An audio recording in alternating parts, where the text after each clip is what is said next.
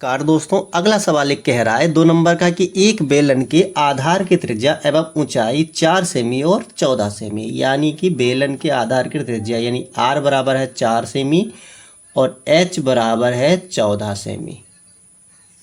ठीक है, अब कह रहा है बेलन का वक्रपृष्ठ ज्ञात कीजिए, तो लिख दो सीधे सीधे बेलन का वक्र पृष्ठ।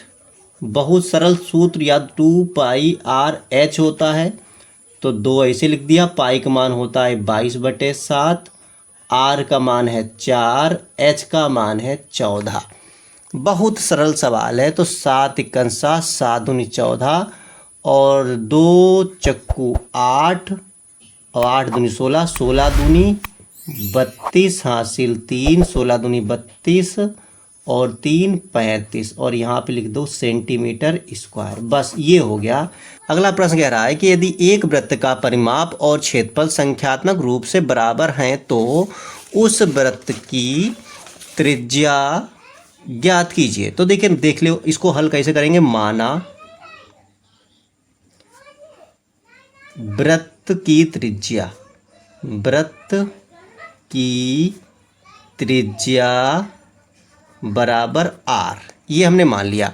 तो क्या होगा, वृत्त का परिमाप क्या होगा 2πr और वृत्त का क्षेत्रफल वो क्या होगा πr²। और कह रहा है प्रश्नानुसार क्या कह रहा है कि वृत्त का परिमाप और क्षेत्रफल संख्यात्मक रूप से बराबर है। कि प्रश्नानुसार वृत्त का परिमाप बराबर वृत्त का क्षेत्रफल, ये कह रहा है बराबर है। तो परिमाप हमारे पास क्या है 2πr और वृत्त का क्षेत्रफल क्या है πr²।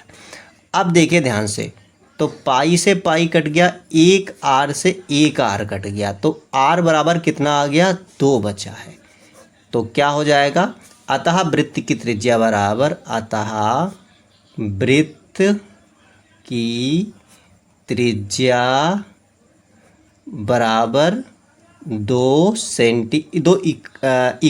2 इकाई रहेगा। सेंटीमीटर इसलिए नहीं रहेगा, यहाँ कहीं पर भी सेंटीमीटर बराबर नहीं दिया गया है। तो देखिए अगला सवाल है, यदि किसी शंख की ऊंचाई 3 सेंटीमीटर और इसके आधार की त्रिज्या 4 सेंटीमीटर तो उसका आयतन ज्ञात कीजिए।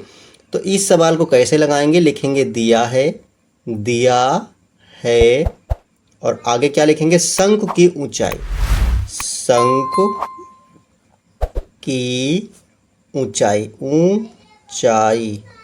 क्या हो गई h बराबर 3 सेंटीमीटर।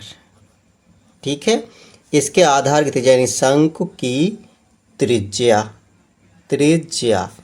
क्या होती है, r होती है। कितनी है 4 सेंटीमीटर। देखिए बहुत सरल सवाल है, पेपर में बहुत सारे आते हैं। इसका आयतन तो क्या हो जाएगा, शंख का आयतन सूत्र क्या होता है 1/3 πr²h।